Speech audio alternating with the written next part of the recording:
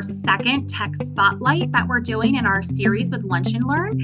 Our first one was with Padlet with April Higgins. And if you haven't had a chance to review that one yet, it will be in our upcoming newsletter, so you can catch up there. And we have some future ones coming that we'll show you at the end of this session as well. So I'm Jenna Cinnamon. I'm an instructional designer with CCIT, and I'm located at the Stanton campus. And the other Lunch and Learn host, I'm very fortunate to work with Dr. Laura L. Thompson. She's also here at Stanton with me, and typically it is the lead on all of our Lunch and Learns, but she's invited us to help out with the different tech spotlights throughout this semester. So thank you, Laura, for joining us. We also have a few other people from CCIT joining us today, April Higgins and Jen McFarland. So if you have questions throughout the session, feel free to drop them in the chat. You can come off mute. We're pretty casual. And there's also time at the end. I'd be more than happy to answer any of the questions you have. So in our session, we're going to cover the Edpuzzle basics and highlight some of its key features. And then finally, we're going to take a look at Edpuzzle in action. I'm going to do a brief demo to show you how easy it is to create an Edpuzzle and even integrate it with our LMS and Brightspace. By the end, I'm hoping you walk away feeling equipped to use these interactive videos in your classes, no matter the modality. And that's something I'll touch on throughout today. So what exactly is Edpuzzle? And honestly, in short, it's a web-based platform that lets us create interactive video lessons so that our students can engage with the content at a deeper level. We can take any video, whether it's from YouTube, an uploaded file, or honestly, I can do a screen recording, and I can enhance the video by adding questions throughout it. You can do different types of questions and even add notes. We'll take a look at a couple different things. And if you've done your Title IX training already, you actually got to see an Edpuzzle in action used in that training. So some of the basics of how Edpuzzle works. First, you're simply just going to find a video. It can be one that you create, or there's a library of so many different resources in Edpuzzle itself. You actually can see content created by other instructors at our institution. So when I think about collaboration between departments at different campuses, you guys can divide and conquer and create these Edpuzzle videos and share them amongst your other peers. You can embed assessment questions at different points throughout the video to keep them engaged and to check for understanding. There are some multiple choice, there's short answer, you can embed notes and links. There's so many options now that Edpuzzle has. And finally, it allows you to track progress in real time. We'll take a sneak peek at that, and we'll actually have Jen demo taking an Edpuzzle for us as a student, so we can kind of take a look at the behind the scenes of how all of that works. Edpuzzle also takes accessibility seriously. Throughout all of our tech spotlights, you're making sure that we're intentionally noting the accessibility of our tech tools that we're discussing. They align with the principles set in the UN Convention for Rights of Persons with Disabilities, as well as WCAG standards, which are a set of technical standards that help make web content more accessible for all. Edpuzzle's goal is to ensure that anyone can perceive, understand, navigate, and interact with the platform, which makes it a really inclusive tool for both instructors and students. You can see that I've rated this as a medium. It is not perfect, but it is pretty darn close. And Edpuzzle has worked really hard to increase its accessibility, and there's a couple things that I want to call attention to today. So here are 4 big buckets that I think are important to call out about accessibility.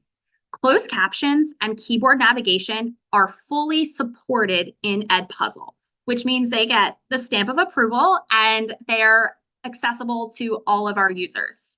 Now, as for the text contrast and the screen readers, they're so-so. They actually partially meet the standards set by WCAG. They are working to continuously improve these, but I think it's important to call attention to these. Edpuzzle did note, though, that all essential text do follow the minimum contrast ratio. So we talk about the size and the color of the text on the screen. There are some exceptions that do not follow the standards, but Edpuzzle has identified them as non-essential to the learning experience, which might include like directions on the instructor's end or small print at the bottom, but they can still engage in all the instructional materials. As for screen readers, the thing to call out is it's not a problem unless you're using it for a different language. So for example, if I'm a Spanish instructor and I'm choosing to use Edpuzzle, the screen reader may not read properly for that content. Now, everything else is green light, ready to go. So I know this may only impact a small population of instructors here, but I do know actually some Spanish instructors or foreign language departments who have used Edpuzzle. So I just wanted to point that out, that there is a limitation when we're using languages that are not English. So talking about signing up for Edpuzzle, you actually get to join our Pro School account to have full access to Edpuzzle's feature. This is a paid tool by the institution, and every individual has access to Edpuzzle. This is a great way to leverage a platform that is available to you and have it as part of your teaching toolkit. Our goal with this tech spotlight is to expose you to different tech tools that are available and at your disposal, and kind of give you some ideas of where they might fit in your instruction. To create a pro account, and all of these directions I'll make sure you have, you'll simply go to Edpuzzle and you will select that you're a teacher, and you can choose to sign up either with your Microsoft or your Google account. Both work. Now, the tricky part that I've seen instructors misselect is selecting the school. We are the Delaware Technical Community College that has approximately 70 teachers already enrolled in it. They call them teachers instead of faculty or instructors. So keep special note of that, because there are different Delaware Technical Community Colleges that may show up when you're searching for us. And it does request that you select a grade level and a subject matter. There is a higher ed option, and it's okay if you don't see your subject listed. You can select any of them. It just helps them filter content that might be relevant for you. Finally, you'll get an email to verify your account, and you can dive right in. At the end of this session, you'll be receiving this resource page, and it includes everything we're going to cover. It has the Edpuzzle sign-up link, their accessibility statement through their VPAT. There's also an awesome YouTube series that Edpuzzle has created about leveling up, and it gives you some really cool ideas that I didn't even think about of where I can use Edpuzzle in my courses. And finally, our CCIT Edpuzzle reference guide. This is a nice comprehensive guide that goes through the step-by-step of things that we're discussing today, including the integration to have this go directly into your course in Brightspace. So moving on to our next section, I want to explore some of the features in a little more detail and also help you understand how this fits into your practice here. When it comes to finding videos, Edpuzzle gives you plenty of options. There's an intuitive search bar at the top. When you search in that top bar, it also searches for YouTube. You can also upload your own videos at the top right, or there's an option for a screen recorder right inside of the Edpuzzle platform. I know sometimes I use a different screen recorder and then upload my own video, so it's completely up to you. Both of these are options. You can refine your search by subject or department to get a more refined search results. And honestly, you can always revisit these videos at any time. You can save them. So if it's something you might want to use down the road, you can kind of add it to your content and keep it in a file folder. When I show you this in action in a couple minutes, I'll also show you how you can access the videos of other instructors here at our institution, and it's pretty easy to navigate. So some of the key features that I think are important to highlight are how does this benefit us? How does it benefit your students? And where does it fit in everything? It does integrate very smoothly into our LMS, which is Brightspace. You can also use it for formative assessments, which allows you to check for student understanding. And finally, there is a new feature called live mode for synchronous activities, which is great for even in-class engagement. Our Brightspace integration means that you can assign Edpuzzles with embedded questions directly in your course itself. You can also add ungraded videos for extra practice and simplify the grading because everything is tracked in one place. Edpuzzle's integration also lets you customize the due dates and assignment details, making it easy to align with your normal course schedule. You have a lot of options when you're assigning these activities. I'll show you things such as turning on the closed captioning, which we should every time. You can prevent skipping, meaning students can't skip ahead in the video. So there's a lot of different features that I encourage you to just click around and play around to kind of see what is available to you. Edpuzzle also provides rich data to support formative assessments. You can view student data at multiple levels, individually, as a class, or across all assignments. You'll get a breakdown by question for each class, performance insights across lessons, meaning if you want to use this lesson in multiple sections that you're teaching, and it gives you an overview of each lesson to kind of see how students are engaging with the material. I know instructors who use Edpuzzle in graded and ungraded formats. There are endless possibilities for doing something like this, and I'll give you some ideas such as using pre-class work. For example, think of a flipped classroom mentality. Maybe you want students to complete an Edpuzzle before your class session, or maybe you have it as an after the fact, as a recap. There truly are endless ways to use this as a formative assessment tool, and it does score things for you. There are short answers that do need manual grading, and we'll take a look at that today as well. But it's super intuitive and really easy to navigate as an instructor.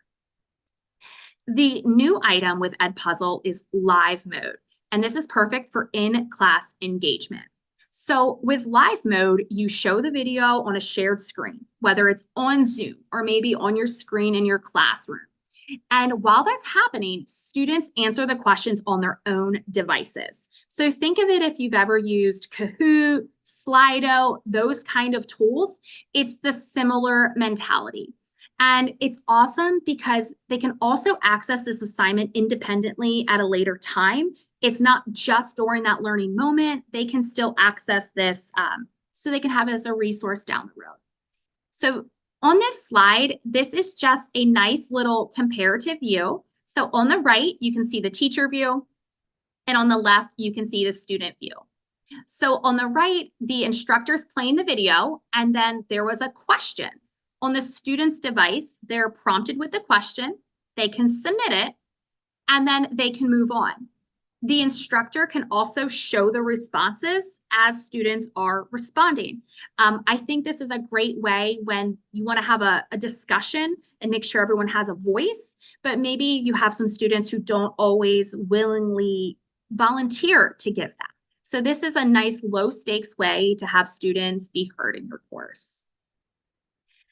So we're going to dive in to explore making a video lesson. If you have any questions as I'm doing this demo, please come off mute, drop something in the chat. I'd be more than happy to pause real time to make sure we can clarify things. So this is what you saw earlier, and this is our Edpuzzle reference guide. You will be receiving this, and it goes through everything I'm discussing today. This is in our CCIT reference library, and it's going to be on the resource that I provide for you today. So I'm in Edpuzzle. I'm already signed in. On the left, I can see the option for My School. This will show me all the instructors that we have who have created an Edpuzzle account already. I'm going to select someone. April, is it okay if I select you? Is that all right to see which ones you have? Sure. So I can see different Edpuzzles that April may have tested out herself or she troubleshooted with an instructor. So I can see other instructors' content. So when I think about collaboration and dividing and conquering, I could work within my department to make Edpuzzles that we could all use. so you can always see what other instructors have created. I can also see my own content. You can see my Olaf video that I have in the reference guide. So it's really easy to navigate. The downfall, to be honest with you, is that you should organize your content from day one. That was a hard lesson I wish I would have learned myself. So please use the folder features to organize your content because it will make it much easier on you in the long run. I can select Discover, and I can filter by different grade levels, so higher education. I can take a look at different subject areas. Maybe I was a former math teacher, so let's see what we have for math. And I can find a variety of videos that are already available to me that people have made into Edpuzzles. I want to point out the length of these videos. You can see some are 10 minutes, 3 minutes, 6 minutes. I would recommend a video no longer than 15 minutes at the very most. Think of these as small sound bites that you can engage your students. So maybe you use multiple Edpuzzles in a module. That's not a problem. But you want to make sure that it doesn't go too long and lose their attention despite the questions throughout.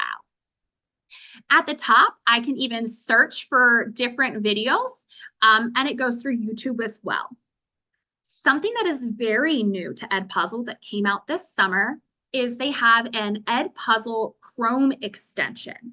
So if you add this Chrome extension and you're in YouTube, I like to search directly in YouTube, there is now at the bottom left, it says Edit with Edpuzzle.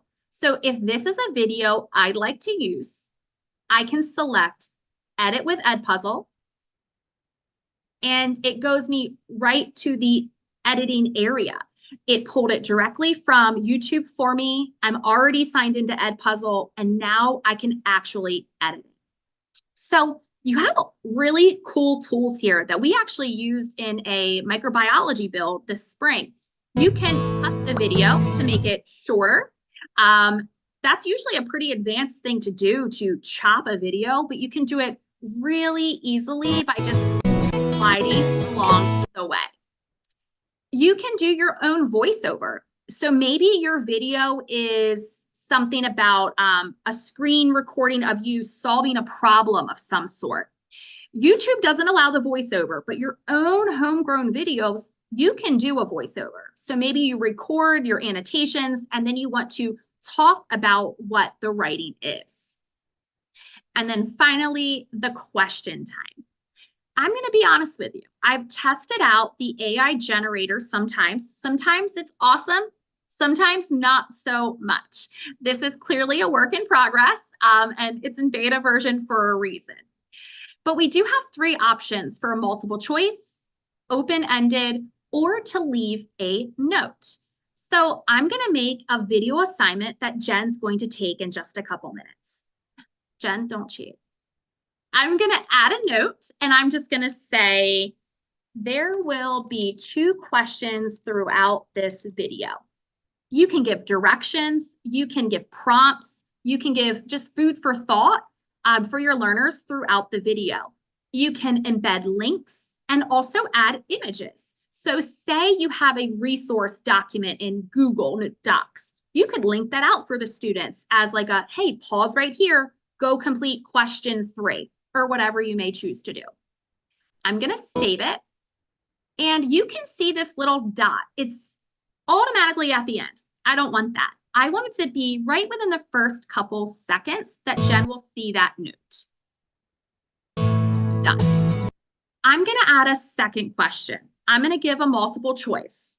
What day of the week is it? Monday, Wednesday. I'm going to select the correct answer, and I can also add additional options, and I'm going to save it. It is right here, and I'm going to move it back just a little bit so that they aren't back to back. Continue. And I'm going to leave a final one because I want you to see what this looks like in Brightspace as well. I'm going to add an open-ended question. What is your favorite color? You can also allow audio responses for your students, which might be a really great tool. I know I offer this in D2L when I'm doing discussion boards sometimes. So feel free to use that in Edpuzzle as well. I'm going to save and I'm going to drag it to be a little further down. Continue. All right, I have my note, my multiple choice question, and my open-ended. And you can also see where they are throughout this short video clip. I'm going to change the title and I'm going to say Tech Spotlight Tutorial. Save and finish. All right, so I've created this video and it's going to live in my content now. I'm going to go to Edpuzzle, the logo at the top, and my content, and you'll see that my tutorial lives right here. Now, something I highly recommend is about how you're going to assign this. You can select assign from here. However, I would not recommend this method. There is a much easier way to integrate this in your actual course. So I'm going to head over to my sandbox, and I want to put this Edpuzzle directly in my course. I'm going to select existing activities, and Edpuzzle is already an option for you. It says, oh, you need to set up a class because this is my first time. And I'm going to say Tech Spotlight course. You have to select a grade, a subject, and I'm going to create it. From here, I'm going to find the video I want to embed. It gives me a preview. And if I feel like I need to edit it, I can also open it in Edpuzzle to make those revisions. The next slide is where you're in the driver's seat. You can choose how many attempts students can have on this. You can prevent skipping. I always, and we encourage all of you as well, to turn on the closed captions. This is how our videos can be accessible to all of our learners. So please make sure that is always toggled on. I also like to let students speed up videos. Personally, I like to listen to videos in 1.5 or 2 times speed, so I don't think it hurts having that option. I'm going to keep skipping off for this tutorial so Jen can go through this pretty efficiently, and I'm going to hit assign. It is embedded directly into my course, and Jen's going to open up this and complete it pretty quickly for me. I want to give you a before and after.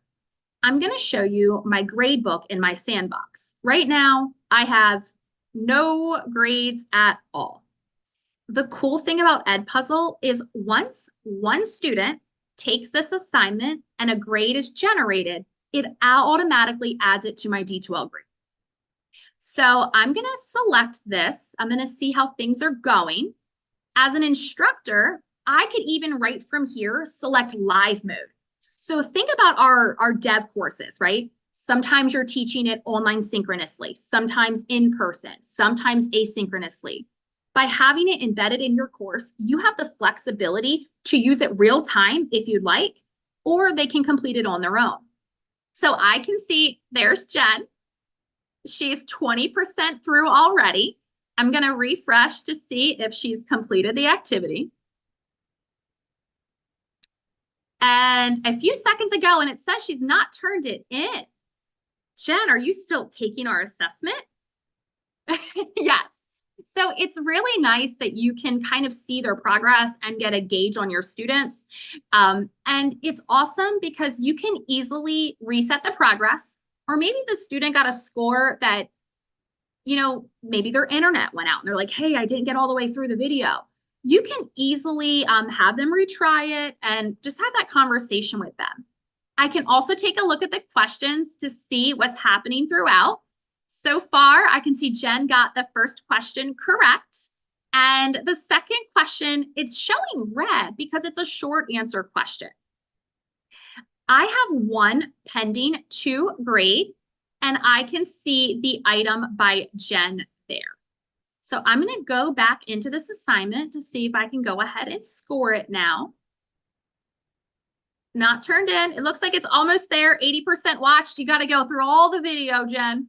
Yeah, all the video. it looks like even though skipping is enabled, like it still needs me to watch all of it. Is that right? Okay. That is correct. So it does let you skip ahead, but it still will force, for lack of a better term, our students to go through all of this. How does live mode work if used during class? Tatiana, that's a great question. Once she's finished with this one, I will absolutely demonstrate that one too. That's a great call out. All right. I have Almost to find there. which of the 20% I skipped over. I think I found it Over. though. Oh, here we go. One new answer at the top. Mark ungraded content as correct. So I can either mark her correct here, or if it's, I hate to say it, a correct answer regardless of your response, I can mark them all correct there.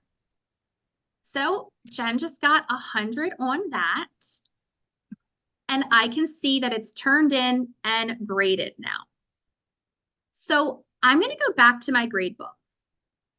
And you can see that this Edpuzzle assignment automatically was added to my course, and it was also scored for me automatically. Now, one thing you might want to do is, now that it's in your grade book, maybe you need to move it, right? Maybe I have summative and formative buckets. So there might be some nuances you need to do as well.